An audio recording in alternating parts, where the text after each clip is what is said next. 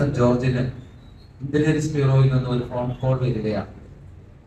ശ്രീ പെരുമ്പത്തൂരില് മനുഷ്യ ബോംബ് ആക്രമണം ഉണ്ടായി എന്നതാണ് അതിന്. ഉടൻ വിൻസെന്റ് ജോർജ് ചോദിച്ചത് രാജീവ് ഗാന്ധിക്ക് എന്ത് പറ്റി, രാജീവ് ഗാന്ധിയുടെ സ്ഥിതി എന്താണ്? മറുപടി ഉണ്ടായിരുന്നില്ല. ആവർത്തി ചോദിച്ചപ്പോൾ അദ്ദേഹത്തിന്റെ മറുപടി ആ വാക്കുകളാണ് ഇന്ത്യ മുഴുവൻ നിശ്ചലമാക്കിയ സന്ദർഭം. കേരളത്തിൽ നമ്മൾ ഒരു പാർലമെന്റ് ഇലക്ഷന്റെ അവസാന ഘട്ടത്തിലാണ്. ഞങ്ങളെല്ലാം ബൂത്തിലായിരുന്നു ഉണ്ടായത്. ബൂത്തിന്റെ തെരഞ്ഞെടുപ്പിന്റെ തൊട്ട് ദിവസം ബൂത്തിലെ അലങ്കാര പണികളിൽ ഏർപ്പെട്ടുകൊണ്ടിരിക്കുന്ന സമയത്താണ് അർദ്ധരാത്രി 12 മണിയോടെ കേരളത്തിലേക്ക് ഇവരെത്തുന്നത്. കേരളം നിശ്ചലമായി. ഓരോ കോൺഗ്രസ്സുകാരന്റെയും വേദന ഇന്നും തീർന്നിട്ടില്ല. രാജീവ് ഗാന്ധി ആരായിരുന്നു എന്ന്, ഇന്ത്യ കണ്ട ഏറ്റവും ദുഷണശാലിയായ പ്രതിഭാശാലിയായ ഭരണാധികാരി എന്ന് പിന്നീട് ചരിത്രം രേഖപ്പെടുത്തിയ രാജീവ് ഗാന്ധിയുടെ വേദനിക്കുന്ന ഓർമ്മകൾക്ക് മുമ്പിലാണ് ഞാനുള്ളത്. നമ്മെ സംബന്ധിച്ചിടത്തോളം ഈ ദിനം ഇന്ത്യയിലെ ഓരോ കോൺഗ്രസ്സുകാരനെ സംബന്ധിച്ചിടത്തോളം ആത്മാവിനേറ്റ വലിയ മുറിവാണ്. ആ മുറിവ് ഓരോ കോൺഗ്രസ്സുകാരനും ഈ ഭൂമിയിൽ ഇല്ലാതാകുന്നത് വരെ ആ മുറിവ് ഉണങ്ങുന്നില്ല. നേരത്തെ ഇവിടെ തിക്കോടി മണ്ഡലം പ്രസിഡന്റ് സൂചിപ്പിച്ചതുപോലെ ബഹുമാനപ്പെട്ട രാജീവ് ഗാന്ധി ജീവിച്ചിരിക്കുകയാണെങ്കിൽ ഇന്ത്യൻ രാഷ്ട്രീയത്തിന്റെ ഗതി ഇതാകുമായിരുന്നില്ല എന്ന് ഓർമ്മിച്ചുകൊണ്ട് ഞാൻ കർത്തവ്യത്തിലേക്ക് കടക്കുന്നു. ഈ ഇന്ത്യൻ നാഷണൽ കോൺഗ്രസിന്റെ പയ്യോളി ബ്ലോക്ക് കമ്മിറ്റി സംഘടിപ്പിച്ച ഈ അനുസ്മരണ സമ്മേളനം ഉദ്ഘാടനം ചെയ്യാനെത്തിയ ബഹുമാനപ്പെട്ട DCC പ്രസിഡന്റ് അഡ്വക്കേറ്റ് പ്രവീൺ കുമാറിനെ ബ്ലോക്ക് കോൺഗ്രസ് കമ്മിറ്റിക്ക് വേണ്ടി ഹാർദവമായി സ്വാഗതം ചെയ്യുന്നു. ഈ പരിപാടിയിൽ അധ്യക്ഷത വഹിക്കുന്നത് നമ്മുടെ ബഹുമാനായ പ്രസിഡന്റ് KT വിനോദനാണ്. ഔപചാരികത്തിന് വേണ്ടി അദ്ദേഹത്തെ ഞാൻ ഈ വേദിയിലേക്ക് സ്വാഗതം ചെയ്യുകയാണ്. അനുസ്മരണ പ്രഭാഷണം നടത്തുന്നത് ബഹുമാനായ കേരള പ്രദേശ് കോൺഗ്രസ് കമ്മിറ്റിയുടെ മെമ്പർ മടത്തിൽ നാട് മാസ്റ്റർ. അദ്ദേഹത്തെ സ്വാഗതം ചെയ്യും. എല്ലാവർക്കും സ്വാഗതം ആശംസിച്ചുകൊണ്ട് ഈ പരിപാടി നിയന്ത്രിക്കുന്നതിന് ബഹുമാനായ പ്രസിഡന്റ് സ്നേഹപൂർവ്വം ആശംസിക്കുന്നു. ഇന്ന് ഏറെ ബഹുമാനായ നമ്മൾ ആദരിക്കപ്പെടുന്ന നമ്മുടെ രാഷ്ട്രത്തിന്റെ പുതിയ ദിശാബോധം ഉണ്ടാക്കിയ നമ്മുടെ മുൻ പ്രധാനമന്ത്രി രാജീവ് ഗാന്ധിയുടെ രക്തസാക്ഷിത്വത്തിലും 34ാമത് രക്തസാക്ഷിത്വ ദിനമാണ് ഇന്ന് രാജ്യത്ത് ആചരിച്ചുകൊണ്ടിരിക്കുന്നത്. 1944 ഓഗസ്റ്റ് 20-ാം തീയതി അദ്ദേഹം ഈ ഭൂമിയിലേക്ക് വന്നപ്പോൾ വെറും 46 വർഷവും 9 മാസവും 1 ദിവസവും മാത്രമേ അദ്ദേഹത്തിന് ഈ ഭൂമിയിൽ ജീവിക്കാൻ സാധിച്ചുള്ളൂ. 46ാമത്തെ വയസ്സിൽ ഒരുപക്ഷെ ഇന്ത്യ കണ്ട അല്ലെങ്കിൽ ലോകം കണ്ട ഏറ്റവും ചെറിയ പ്രായത്തിൽ പ്രധാനമന്ത്രിയായ ആളാണ് രാജീവ് ഗാന്ധി. നമുക്കറിയാം ഏത് സാഹചര്യത്തിലാണ് അദ്ദേഹം ഇന്ത്യയുടെ പ്രധാനമന്ത്രി പദത്തിലേക്ക് എത്തിയത്. നമുക്കറിയാം 1984 ഒക്ടോബർ 31-ാം തീയതി ലോകം ഞെട്ടിത്തെറിച്ച വാർത്ത കേട്ടാണ് നമ്മളന്ന് നമ്മുടെ ഓരോരുത്തരും ആ പ്രഭാതം നമ്മളെ വരവേറ്റത്. നമ്മുടെ ഇന്ദിരാഗാന്ധി, നമ്മുടെ ഇന്ദിരാ പ്രിയദർശിനി നമ്മെ വിട്ടുപോയി. സ്വന്തം അംഗരക്ഷകരെ വെടിയേറ്റ് പിടഞ്ഞ് മരിച്ച ഇന്ദിരാജിയുടെ ആ ഓർമ്മകൾ. അതിനുശേഷം ഇന്ത്യ ആര് നയിക്കും, ഇന്ത്യയുടെ പ്രധാനമന്ത്രി പദത്തിലേക്ക് ആര് എന്ന ചോദ്യത്തിന് ഒരുപക്ഷെ കേരളത്തിലെ നേതാക്കന്മാർ പോലും അതിന് ചരട് വലിച്ചുകൊണ്ടാണ് രാജീവ് ഗാന്ധിയെ, ഒരു പൈലറ്റായിരുന്ന രാജീവ് ഗാന്ധി ഇന്ത്യയുടെ പ്രധാനമന്ത്രി പദത്തിലേക്ക് കൊണ്ടുവരുന്നത്. പക്ഷെ പലരും ആശങ്കപ്പെട്ടിരുന്നു. അദ്ദേഹം ഒരു പൈലറ്റായി ജീവിതം തുടങ്ങി വെച്ച രാജീവ് ഗാന്ധി ഈ രാജ്യത്ത് ഇന്ത്യൻ നാഷണൽ കോൺഗ്രസിൽ ഒരുപാട് കർമ്മധീരരായ ഒരുപാട് നേതാക്കന്മാരുണ്ടായിട്ടും എന്തുകൊണ്ടാണ് രാജീവ് ഗാന്ധിയെ പ്രധാനമന്ത്രിയാക്കിയത്?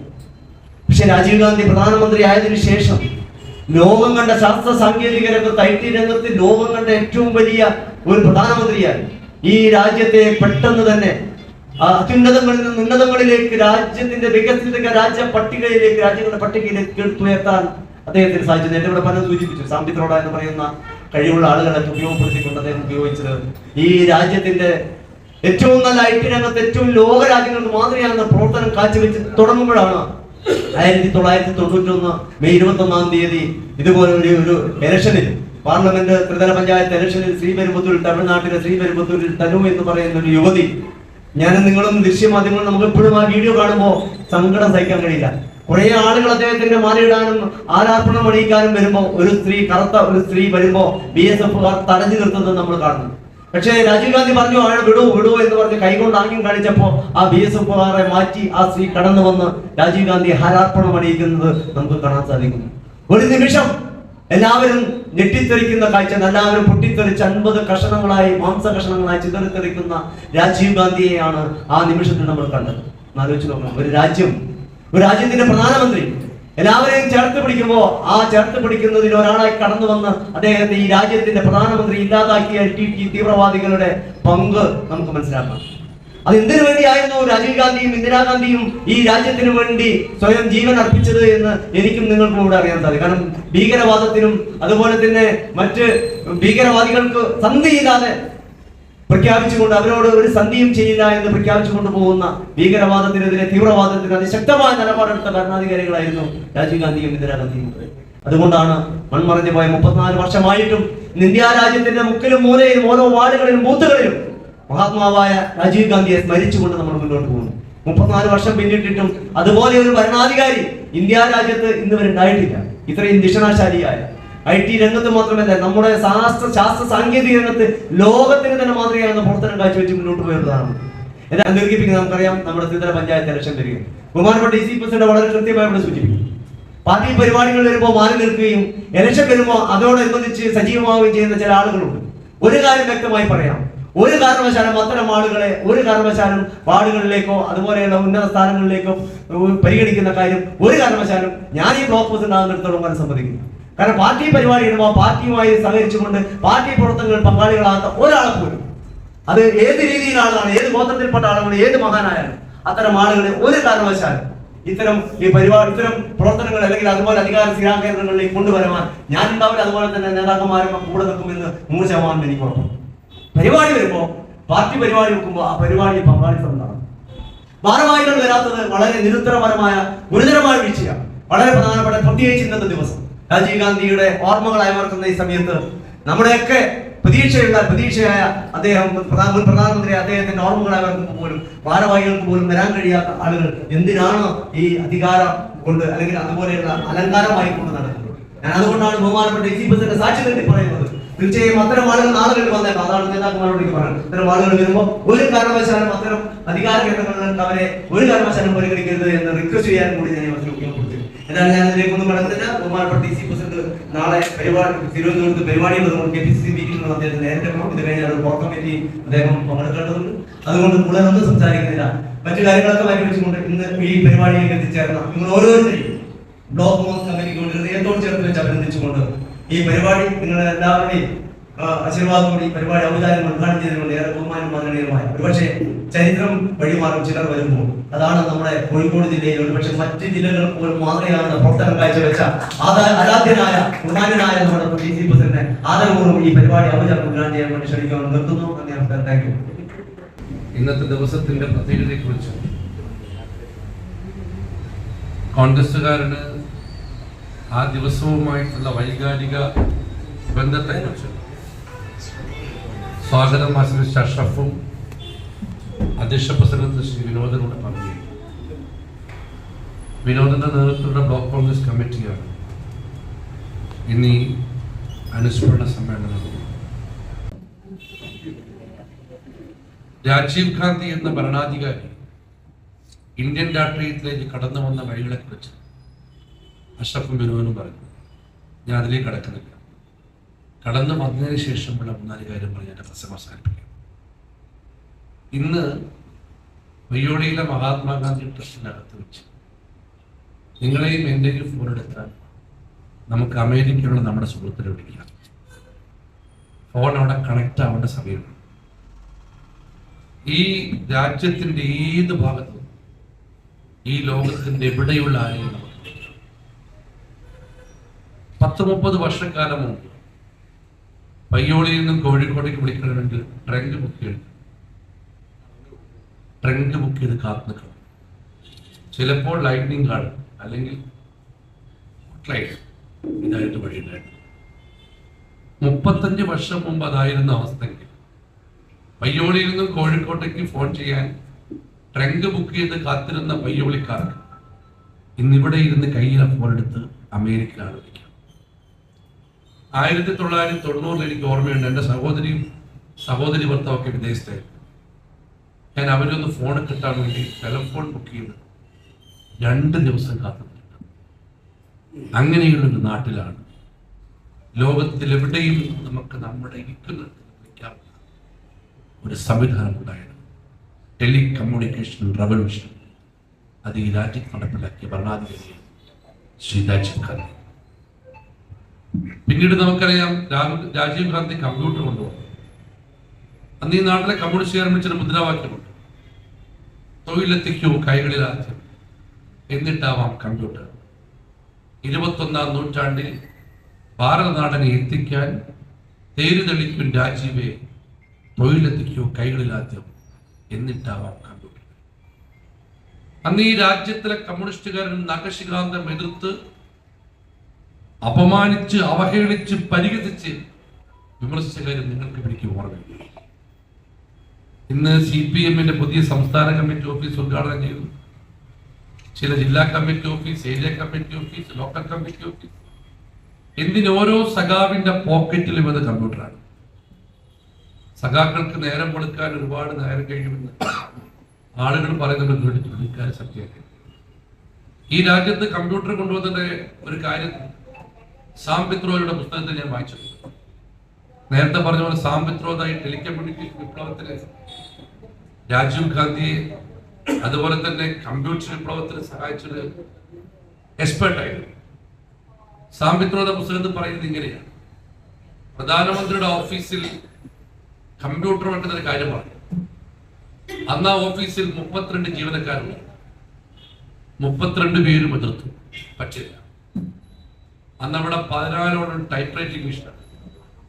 ഷോർട്ട് ഹാൻഡ് പഠിച്ച് അടിച്ചു പിടിയാണ്. പിന്നെ അതേക്കുറിച്ച് അതിന്റെ മാറ്റത്തെ കുറിച്ച് ചിന്തിക്കാൻ പോലും പറ്റുന്നില്ല. 2 തവണ സാം പിത്രോദയും രാജീവ് ഗാന്ധിയും പറഞ്ഞു, ആരും തയ്യാറായില്ല. അവസാനം ഒരു യോഗം വിളിച്ചു. രാജീവ് ഗാന്ധി പറഞ്ഞു, 1 മാസക്കാലം ടൈപ്പ് റൈറ്റിംഗ് മെഷീൻ മാറ്റിവെച്ച് ഇതൊന്ന് പഠിക്കാം. 1 മാസക്കാലം അതുകൊണ്ട് ഈ ഓഫീസിൽ ഉണ്ടാവുന്ന എല്ലാ വീഴ്ചകളും അതിന് ഉത്തരവാദിത്തം ഞാൻ എടുത്തോളാം. 31ാമത്തെ ദിവസം തിരിച്ചു കൊണ്ടുപോകാം, നിങ്ങൾക്ക് താല്പര്യമില്ല. അങ്ങനെ വലിയൊരു യുദ്ധം പ്രധാനമന്ത്രിയുടെ ഓഫീസിലെ ജീവനക്കാരുമായി നടത്തിയിട്ടാണ് അദ്ദേഹം കമ്പ്യൂട്ടർ എന്ന സംവിധാനം ഈ രാജ്യത്ത് കൊണ്ടുവരാൻ തുടക്കം. സാം പിത്രോദ എഴുതുന്നു ഇങ്ങനെ: വീണ്ടും 31ാം ദിവസം കമ്പ്യൂട്ടർ എടുക്കാൻ പോയപ്പോൾ ഒരു കാരണവശാൽ എടുക്കരുതെന്നാണ് അവിടെ ഉത്തരവിച്ചത് പറഞ്ഞത്. ഒരു കാര്യം മനസ്സിലായി.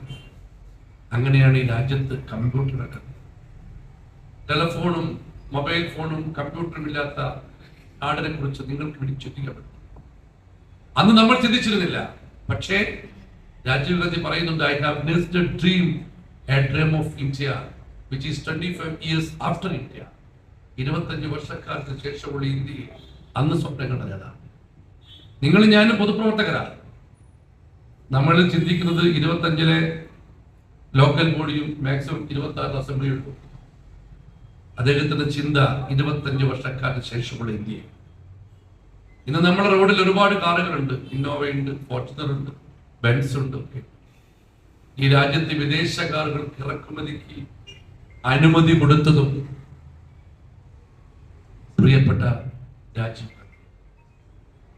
ശ്രീ രാജീവ് ഗാന്ധി അന്ന് ഇറക്കുമതി അനുമതി കൊടുത്തില്ലായിരുന്നെങ്കിൽ ഇന്ത്യൻ റോഡുകൾ ഇപ്പോഴും ഫിയറ്റ് കൊണ്ടും അംബാസഡർ കൊണ്ടും മാത്രമേ അറിയുമായിരുന്നു. അങ്ങനെ എന്തെല്ലാം ഈ രാജ്യത്ത് നവോദയ സ്കൂൾ അല്ലെ കൊണ്ടുവന്നത് രാജീവ് ഗാന്ധിയാണ്. ഈ രാജ്യത്ത് ഇന്ത്യൻ മിലിറ്ററിയിൽ ആരും പ്രതീക്ഷിക്കാത്ത ആനുകൂല്യങ്ങൾ കൊണ്ടുവന്ന രാജീവ് ഗാന്ധി കാലത്താണ്. കിലോമീറ്ററുകൾക്ക് അപ്പുറത്തുള്ള ചൊവ്വയിലും എന്ത് നടക്കുന്നു എന്നറിയുവാനുള്ള പരീക്ഷിത തുടക്കം കുറിച്ചത്, ശാസ്ത്ര സാങ്കേതിക രംഗത്ത് വിപ്ലവകരമായി കുറിച്ചത് രാജീവ് ഗാന്ധിയുടെ ഭരണകാലത്ത്. അങ്ങനെ നവഭാരത ശില്പിയായിരുന്നു പണ്ഡിറ്റ്. ആധുനിക ഭാരതത്തിന്റെ ശില്പിയായിരുന്നു 1/2 പതിറ്റാണ്ട് കാലം നാട് ഭരിച്ച ശ്രീ രാജീവ് ഗാന്ധി. നേരത്തെ ഇവിടെ പുസ്തകത്തിൽ പറഞ്ഞ പോലെ 5 വർഷമേ നാട് ഭരിച്ചു, 1/2 പതിറ്റാണ്ട് കാലത്ത്. എനിക്കന്ന് ഓർമ്മയുണ്ട്, അന്നാണ് 18 വയസ്സുകാർക്ക് വോട്ടവകാശം നൽകിയത്. 18 വയസ്സുകാർക്ക് വോട്ടവകാശം നൽകി രാജീവ് ഗാന്ധി ഇന്ത്യൻ ജീവിതത്തെ അംഗീകരിക്കുമ്പോൾ ഇത്തിരി സ്വാതന്ത്ര്യത്തിനും കൂടുതൽ ജനാധിപത്യത്തിനുമായി പോരാടിയ ചൈനയിലെ യുവാക്കളെ ചൈനീസ് ഭരണകൂടം ടിയാമൻ സ്ക്വയറിൽ വെച്ച് ബുൾഡോസർ വെച്ച് നേരിട്ട കഥയും സംഭവവും ചരിത്രത്തിന്റെ ഭാഗമാണ്. ആ രാജീവ് ഗാന്ധിയാണ് നിങ്ങളും ഞാനും അനുസ്മരിക്കുന്നത്. എന്തിനാണ് അദ്ദേഹം മരിച്ചു വീണത്? ആർക്കു വേണ്ടിയാണ് മരിച്ചു വീണത്? ഈ നാടിന്റെ നാഷണൽ ഇന്റഗ്രിറ്റിക്ക് വേണ്ടി. ഇന്ദിരാഗാന്ധി മരിച്ചു വീണത് ഈ രാജ്യത്തിലെ തീവ്രവാദ വിരുദ്ധ പോരാട്ടത്തിലാണെങ്കിൽ രാജീവ് ഗാന്ധി മരിച്ചപ്പെട്ടത് ഈ രാജ്യത്തിന്റെ ഇന്റഗ്രിറ്റി സംരക്ഷിക്കാനുള്ള പോരാട്ടത്തിലാണ്. നേരത്തോടെ പ്രസംഗം പറഞ്ഞില്ലേ, താൻ ആൾക്കൂട്ടത്തിലേക്ക് ഇറങ്ങി ചെല്ലുമ്പോൾ ഒരാൾ നടന്നു വരുന്നു, SPD-ക്കാരെ വിളിക്കുമ്പോൾ തുറന്നു വിടുമെന്ന് പറഞ്ഞത് മാടി വിളിച്ചത് മരണത്തെ. അങ്ങനെ നമുക്ക് രാജീവ് ഗാന്ധി നഷ്ടപ്പെട്ടു. എന്റെ ജീവിതത്തിൽ ഒരു തവണയാണ് ഞാൻ രാജീവ് ഗാന്ധിയെ കണ്ടത്. കോഴിക്കോട് സേവാദൾ റാലിക്ക് വന്ന രാജീവ് ഗാന്ധിക്ക് ശ്രീ കെ മുരളീധരന്റെ വീട്ടിലായിരുന്നു ഭക്ഷണം. അന്ന് കെ മുരളീധരന്റെ വീട്ടിലൊരു മൂന്നാം വാതിലിന്റെ കാവൽക്കാരനായാണ്. ഒന്നാമത് എത്തിയിട്ടില്ല. പിന്നെ പപ്പനൊക്കെ ഒന്നാമത് അല്ല, പപ്പന കടന്നിടുന്നത്. അപ്പൊ അന്ന് അദ്ദേഹത്തിന്റെ വീട്ടിൽ രാത്രി ഭക്ഷണം. നിയാസ് വക്കീൽ അന്ന് ഒന്നും മോശമൊന്നുമില്ല, ഒരു വലിയ പ്രമാണിക നേതാവാണ്. നമ്മൾ ഒന്ന് ഞാൻ കേട്ടത്, ഞാൻ അങ്ങോട്ട് യൂത്ത് കോൺഗ്രസിന്റെ കേസിന്റെ 5 കേരിക്കൊന്നാണ്. അന്നും ഇന്നും ഒഴിഞ്ഞു ആളായതുകൊണ്ട് ഞാൻ അകത്തേക്ക് ഒഴിഞ്ഞു കയറി. ഞാൻ കാണുന്ന രംഗം അടുത്തെത്തി, എനിക്ക് വിശ്വസിക്കാനാവുന്നില്ല. അപ്പൊ അടുത്തുള്ള രാഘവജി എന്ന് പറയാ, യു ടേക്ക് ഫസ്റ്റ് ഭക്ഷണം എടുത്തു കൊടുക്കുകയാണ്. ഞാനിങ്ങനെ കുറെ നോക്കിയത്. അന്ന് മൊബൈൽ ഫോൺ സുദർശൻ സ്റ്റുഡിയോയിലെ ബാലേട്ടൻ ഒരു ഫോട്ടോ എടുത്തിരുന്നു. ആ ഫോട്ടോയിൽ ഒരു മൂലയെ കിട്ടിയിട്ടുള്ളൂ. ഇന്നൊരു സത്യം പറഞ്ഞാൽ നമ്മളെല്ലാവരും പലരും ഞാനൊക്കെ എപ്പോഴും അമ്പലത്തിൽ പോകുന്നതാണ്. ചില ദൈവങ്ങളുടെ പ്രതിഷ്ഠകൾ നമ്മുടെ മനസ്സിൽ സ്ഥാനം പിടിക്കും. അങ്ങനെ സ്ഥാനം പിടിച്ച രൂപമാണ് ശ്രീ രാജീവ്.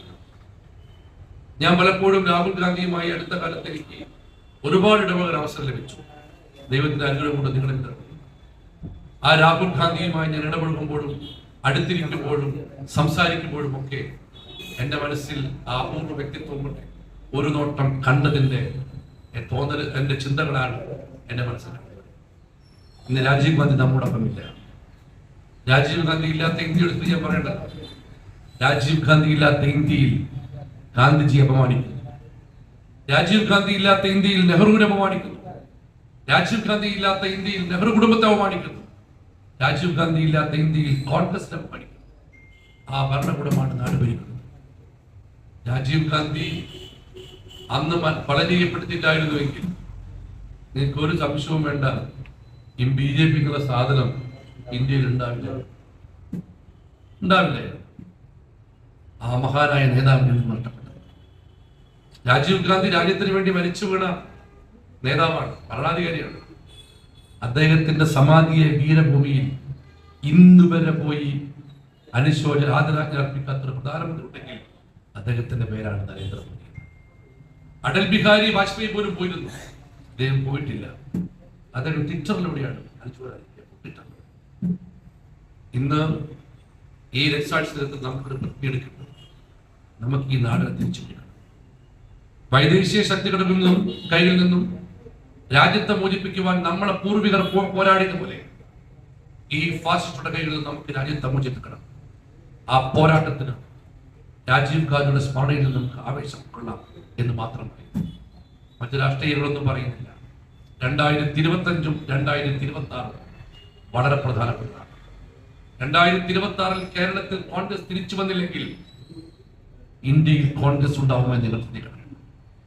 തിരിച്ചു വരേണ്ടത് നാടിനെ പോലെ തന്നെ ഓരോ കോൺഗ്രസുകളുടെയും ആവശ്യം. 26 തിരിച്ചു വരണമെങ്കിൽ 25 ജയിക്കണം. 25 ജയിക്കണമെങ്കിൽ ഒരുമിച്ച് നിൽക്കണം. പാർട്ടികളുടെ ചട്ടക്കൂടുകൾ നിൽക്കണം. പാർട്ടിക്ക് വിടണം. എനിക്കും നിങ്ങൾക്കും വ്യത്യസ്ത അഭിപ്രായമുണ്ട്, ഉണ്ടാവണം. വ്യത്യസ്ത അഭിപ്രായങ്ങളുള്ള പാർട്ടിയാണ് കോൺഗ്രസ്. അഭിപ്രായ വ്യത്യാസങ്ങൾക്കിടയിലും അഭിപ്രായ ഐക്യത്തിന്റെ സാധ്യത തേടുന്ന പാർട്ടിയുടെ പേരുള്ള കോൺഗ്രസ്. കോൺഗ്രസിൽ 1 കോടി ശരീരത്തിന് ഒരു ശിരസല്ല. എല്ലാ വ്യത്യസ്ത അഭിപ്രായങ്ങളും പാർട്ടി വേദികൾ പറഞ്ഞ് പരസ്പരം പൊരുത്തപ്പെട്ട് പരസ്പരം സ്നേഹിച്ച് പരസ്പരം ഇഷ്ടപ്പെട്ട് എന്റെ ദുഃഖം നിങ്ങളുടെ ദുഃഖവും നിങ്ങളുടെ ദുഃഖം എന്റെ ദുഃഖവും, എന്റെ സന്തോഷം നിങ്ങളുടെ സന്തോഷവും നിങ്ങളുടെ സന്തോഷം എന്റെ സന്തോഷമല്ല, ഒരു പുതിയ സംസ്കാരത്തെ വളർത്തിയെടുത്ത് ഈ പാർട്ടി വിജയിപ്പിക്കാൻ നമുക്ക് ഒറ്റക്കെട്ടായി പോരാടാമെന്ന് മാത്രം പറഞ്ഞുകൊണ്ട് അഭിവന്ദനായ നേതാവിന്റെ പാവന സ്മരണയ്ക്ക് ആദരഞ്ഞിൽ അർപ്പിച്ചുകൊണ്ട് ആ നേതാവിന്റെ ആത്മാവിന്റെ നിത്യശാന്തിക്കായി പ്രാർത്ഥിച്ചു. ഞാൻ ഈ ചടങ്ങ് ഉദ്ഘാടനം ചെയ്യുന്നു. നമസ്കാരം. ജയ്. പക്ഷേ ഹൈന്ദവ തീവ്രവാദവും വംശീയ തീവ്രവാദവും മത തീവ്രവാദവും രാജ്യത്തിന് ഏൽപ്പിച്ച മുറിവുകളാണ്. ഇന്ത്യക്ക് ഒരുപാട് ഈ തീവ്രവാദ പ്രവർത്തനങ്ങളിൽ പ്രഹരമേറ്റിട്ടുള്ള ഒരു രാജ്യമാണ് ഇന്ത്യ. ഹൈന്ദവ തീവ്രവാദത്തിന്റെ ഫലമായി മഹാത്മജിയെ വെടിയേറ്റു നമുക്ക് നഷ്ടപ്പെട്ടു. മത തീവ്രവാദത്തിന്റെ മറ്റൊരു മുഖമാണ് ഇന്ദിരാ പ്രിയദർശിനിയുടെ ദാരുണാന്ത്യം. സിഖ് തീവ്രവാദികളുടെ വെടിയേറ്റ് മരണപ്പെട്ട ഇന്ദിരാ പ്രിയദർശിനി.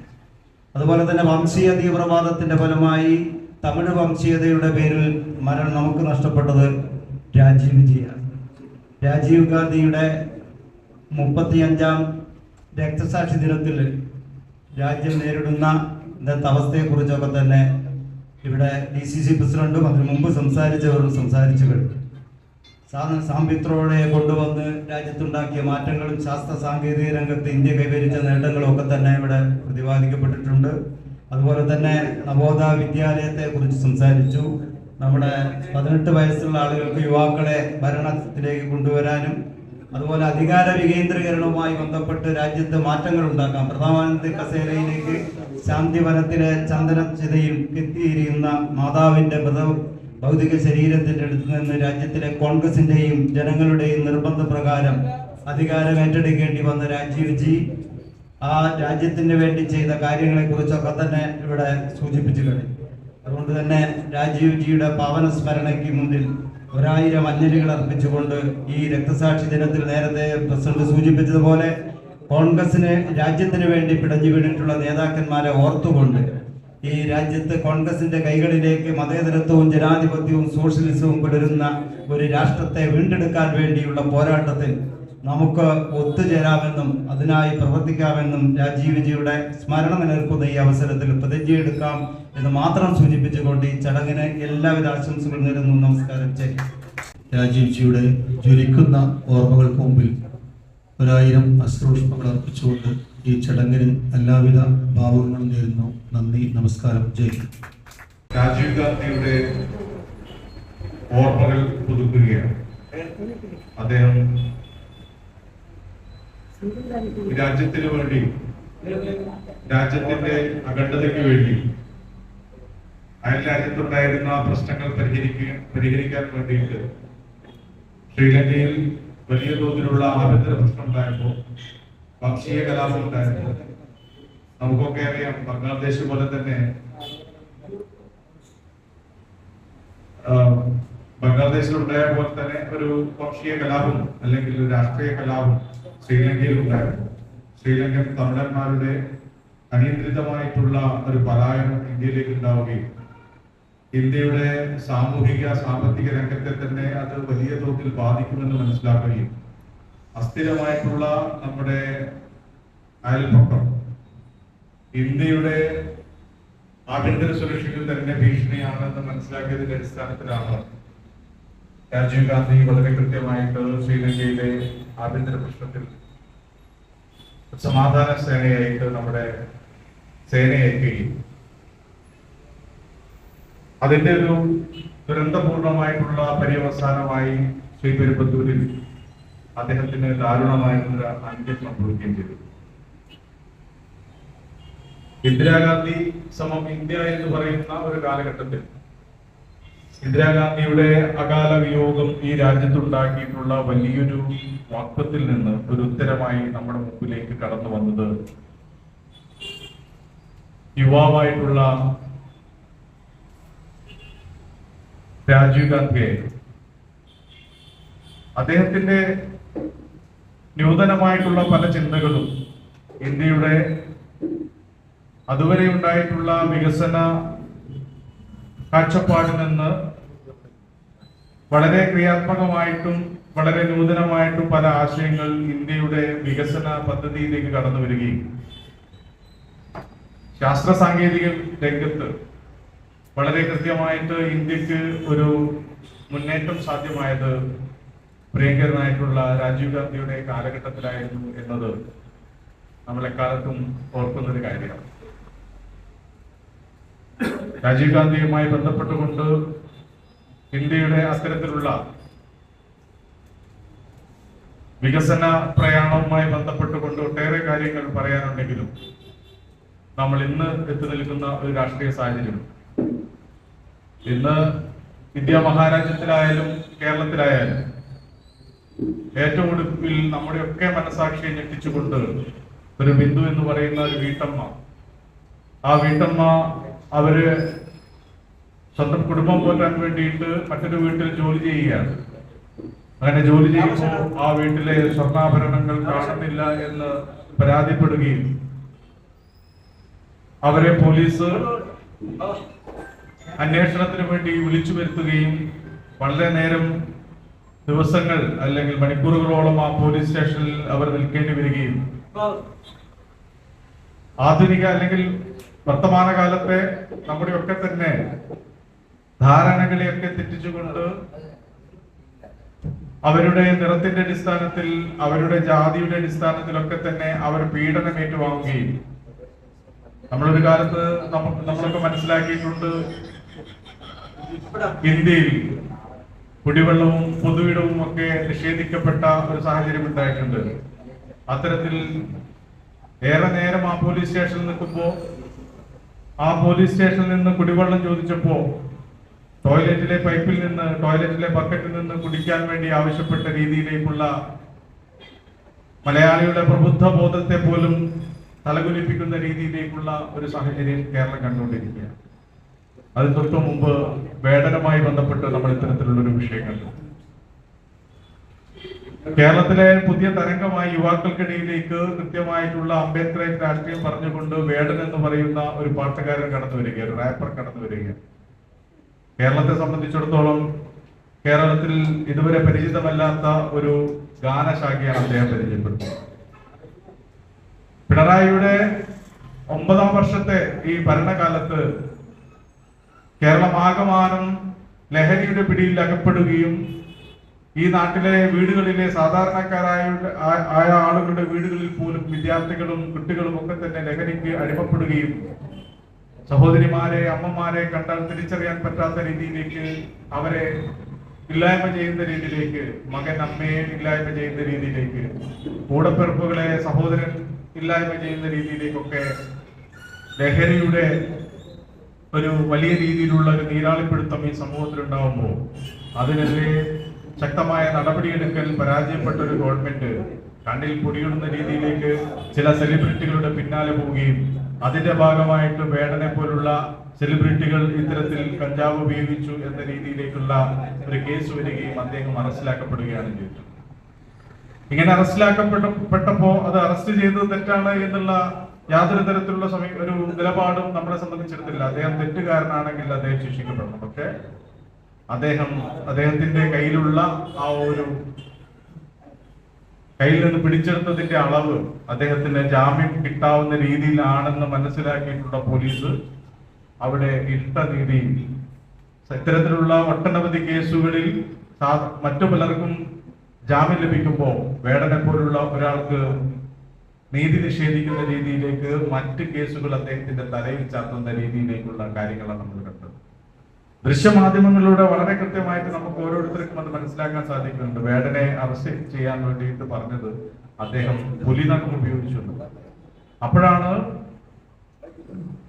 പാർലമെന്റിൽ ഇരിക്കുന്ന MP സുരേഷ് ഗോപി അടക്കമുള്ള ആളുകൾ പുലിനഖമുള്ള മാലയുമായി സമൂഹ മധ്യത്തിലൂടെ നടന്നു നീങ്ങുന്ന കാഴ്ചകളൊക്കെ മാധ്യമങ്ങളിലൂടെ വരുന്നു. ഞാൻ പറഞ്ഞു വരുന്നത്, ഈ വർത്തമാന കാലഘട്ടത്തിലും ഇരട്ട നീതി നടപ്പിലാക്കുന്ന ഒരു സാഹചര്യം ഈ പിണറായി വിജയന്റെ 2ാം ഊഴത്തിലും ഉണ്ടാകുമ്പോൾ അവിടെ എന്തുകൊണ്ടാണ് നമ്മൾ പ്രിയങ്കരനായിട്ടുള്ള മണ്ണറിഞ്ഞു പോയ ഈ രാജ്യത്തിന് വേണ്ടി ചിതറിത്തെറിച്ച്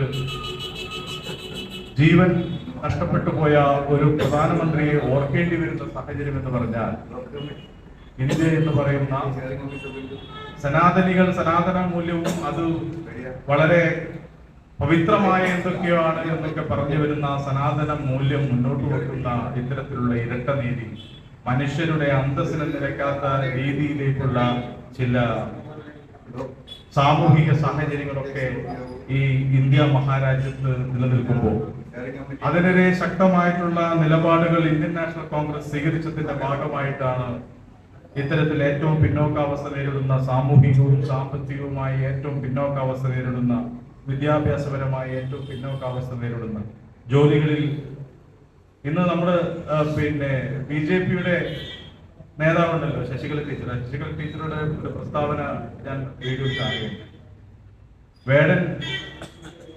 വേടന്റെ പാട്ട് അത് വേടൻ പാടേണ്ട പാട്ടല്ല, പട്ടികജാതിക്കാരന്റെ സംഗീതമല്ല റാപ്പ് മ്യൂസിക് എന്നാണ് ഇന്ന് കണ്ടത്. പട്ടികജാതിക്കാരന്റെ തനതായിട്ടുള്ള ചില കലാരൂപങ്ങളുണ്ട്. ആ കലാരൂപങ്ങൾ അവർ ചെയ്താൽ മതി എന്നാണ് ശശികല ടീച്ചറിന് പറ്റും. ഇത്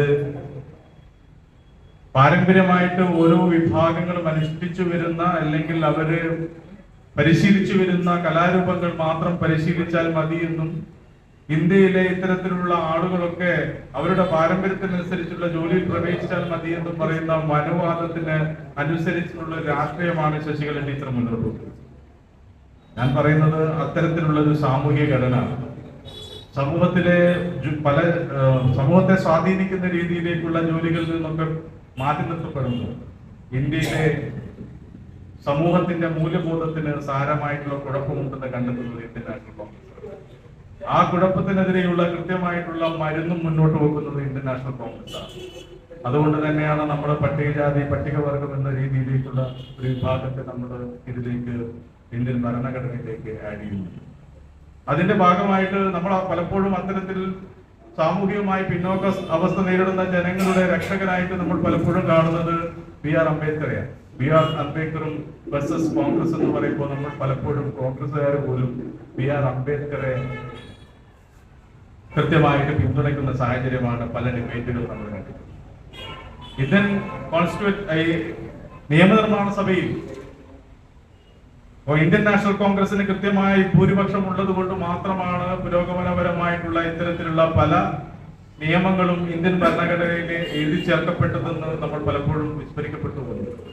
അത് അംബേദ്കറുടെ ആ കാലഘട്ടത്തിലെ ശക്തമായ സ്വാധീനം കൊണ്ടാണ് നമുക്കത് കാണാതെ പോയത്.